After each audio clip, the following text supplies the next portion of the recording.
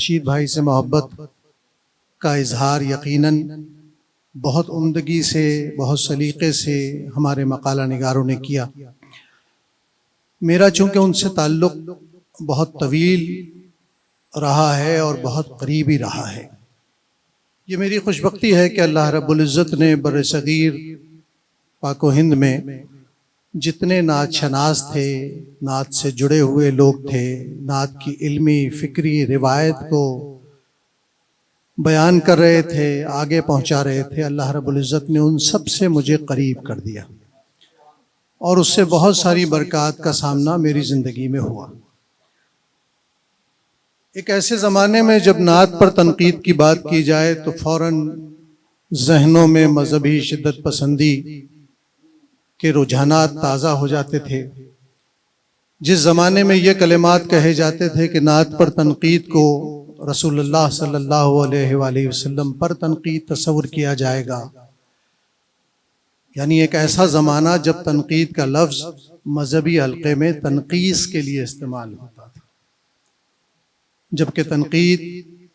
کسی بھی فن پارے میں کھوٹے اور کھرے کو الگ کر کے اس کے محاسن سے متعارف کرانے کا نام ہے،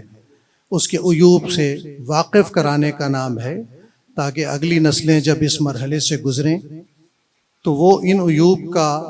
اظہار نہ کریں اور اپنے فن پارے کو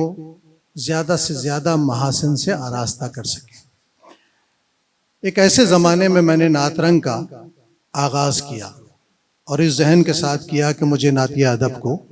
تنقید سے گزارنا ہے، تنقید کی کوسٹی پر پرکھنا ہے، اور عمر ہے اس وقت میری 30 برس، اور نہ کوئی علمی حوالہ ہے، نہ کوئی بہت بڑا تعلیمی بیک گراؤنڈ ہے، بس ایک جذبہ ہے جس نے کھڑا کر دیا ہے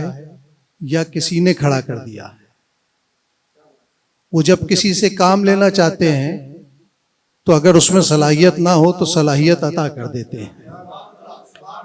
اللہ جس سے چاہے جو کام لے لے۔ لیکن اس زمانے میں جب میں نے اس کام کا آغاز کیا، نعت رنگ کا پہلا شمارہ آیا جو تنقید نمبر ہی کے نام سے سامنے آیا، اللہ نے مجھے 2 بازو عطا کیے، ایک رشید وارثی اور ایک ڈاکٹر عزیز احسن۔ ان دونوں صاحبان نے، جن کی فکر، جن کا ذہن زیادہ مذہبی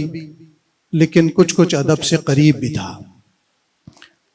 مذہبی ذہنوں کا مسئلہ یہ ہے کہ وہ جب تنقید کی طرف آتے ہیں تو بہت متشددانہ رویوں کے ساتھ آتے ہیں،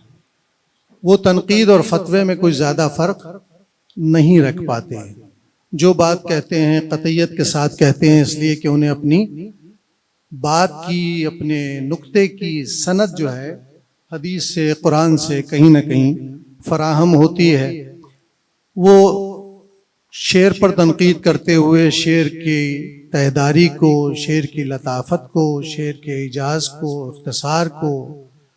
اور اس میں بہت ساری ایسی باتیں جو درپردہ کہی جاتی ہیں، بیانیے میں کچھ ہوتی ہیں، اندر سے کچھ ہوتی ہیں، وہ اس کو اس طرح نہیں لیتے، وہ سیدھا سیدھا لیتے ہیں، اس لفظ کے یہ معنی ہیں، اس کا یہ مطلب نکل رہا ہے، لہٰذا یہ اس دائرے میں رکھ کر دیکھا جائے گا۔ لیکن الحمدللہ ہم تینوں دوستوں نے مل کر جتنی بھی بات کی، اس میں کوئی نہ کوئی پہلو ایسا نکل آتا تھا کہ ہم ایک ایسا لوازمہ پیش کرنے میں کامیاب ہوں جہاں لوگوں کی رہنمائی بھی ہو جائے اور دلجوئی بھی ہاتھ سے نہ جائے۔ اور اس میں رشید وارثی صاحب نے بہت ایثار کا اور بہت جذبے کا اور بہت اخلاق کا اور ہمدردی کا مظاہرہ کیا، اس لیے کہ یہ بات مجھ سے پہلے امبرین بیان کر چکی ہیں، میں صرف اشارہ کرتا ہوں کہ انہوں نے کسی پر بھی اگر کہیں گرفت کی، کسی کے معنی پر، کسی کی فکر پر، کسی کے شعری اسلوب پر، تو کوشش کی کہ اس کے نام کو پردہ اخفا میں رکھا جائے تاکہ اس کی دل آزاری نہ ہو۔ لیکن ایک اہتمام وہ اور کرتے تھے دلجوئی کا، کیونکہ ظاہر پرچہ نعت کے حلقے میں جاتا تھا، جس کے کسی شعر پر اعتراض ہوتا تھا، بعد میں مثال میں اچھے شعر دیتے ہوئے رشید بھائی اس کا ایک شعر ٹانگ دیتے تاکہ اس کی دلجوئی ہو جائے۔ یہ کام نعت کی تنقید کے لیے بہت زیادہ ضروری تھا، کیونکہ اتنے سخت ماحول میں جب ہم نعت کی جب بھی بات کرتے تھے تو وہ کہتے تھے نعت فلاں شاعر کی پڑھی جائے گی اس لیے کہ وہ عیوب سے پاک ہے، گویا اس کے بعد آنے والے نعت لکھنا چھوڑ دیں۔ اس طرح کی فضا میں نعت کی تنقید سامنے آئی۔ رشید وارثی صاحب نے اس پر اپنا حصہ ڈالا اور بہت اخلاص سے ڈالا۔ ان کا ایک مضمون دور فطرت میں نعت گوئی نعت رنگ میں آنے سے پہلے چھپ چکا تھا اور اسی مضمون نے مجھے ان کے قریب کیا تھا۔ بعد میں ان کے جتنے مضامین ہیں سب نعت رنگ میں چھپے، اور اس کتاب کی اشاعت پر بھی ان سے جو آج آپ کے سامنے ہیں ان کے مقالات کا مجموعہ، یعنی میری خاصی بحث اور مباحثے کے بعد انہوں نے اجازت دی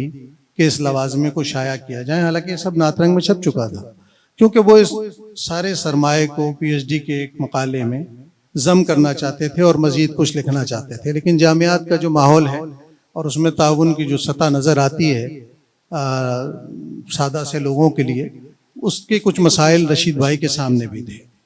ان کی شاعری پر بھی بہت اچھی بات ہو چکی ہے۔ بنیادی طور پر شخصی خوبیاں اگر انسان کے رویے اور بیانیے میں نظر آنے لگیں تو انسان کامیاب ہوتا ہے۔ بعض اوقات تخلیق کار کے بیانیے میں بہت روشن باتیں ہوتی ہیں، لیکن اس کی زندگی کا سرنامہ، اس کی زندگی کا رویہ ان باتوں کی مخالفت کر رہا ہوتا ہے۔ تو اگر ایسا ہو تو یقیناً ایک بہت پیچیدگی پیدا ہو جاتی ہے سامع اور قاری کے لیے کہ وہ اس چیز کو کس تناظر میں رکھ کے دیکھے۔ تو رشید بھائی کے ہاں ان کے رویے اور ان کے تخلیقی بیانیے میں کوئی ایسا بود نہیں تھا، کوئی ایسا حجاب نہیں تھا جس پر ہم یہ کہہ سکیں کہ بھائی یہ آدمی سطح پر کاربند نہیں ہے۔ وہ ایک عاشق صادق تھے نبی کریم صلی اللہ علیہ وسلم کے، اور یہ ان کا اپنا فیض نہیں تھا، یہ فیض ان کو اپنے بزرگوں سے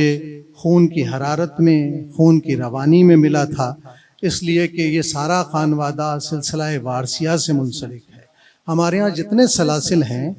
ان کا اپنا ایک روحانی نظام ہے تعلیم و تعلم کا، تربیت کا، اور اللہ کے کرم سے وارثیہ سلسلہ وہ سلسلہ ہے جس میں عشق نبی کریم صلی اللہ علیہ وسلم کا وفور سب سے زیادہ شاعری میں سامنے آیا ہے، اور شاعری میں بھی سب سے زیادہ نعت میں سامنے آیا ہے۔ بڑے بڑے نام آپ کو اس سلسلہ روشن سلسلے میں آپ کو جڑے ہوئے مل جائیں گے۔ تو رشید وارثی بھی اسی فیض سے فیضیاب ہو کر اتنے نمایاں ہوئے۔ ان کے اشعار پڑھنے کا موقع نہیں ہے، لیکن سیدھی بات یہ ہے کہ ہم نے یہ پروگرام، مبارکباد پیش کرتا ہوں زکریا کو اور دیگر دوستوں کو، ان کی یاد میں کیا، لیکن پھر وہی بات کہ ہم نہیں کرتے ہیں۔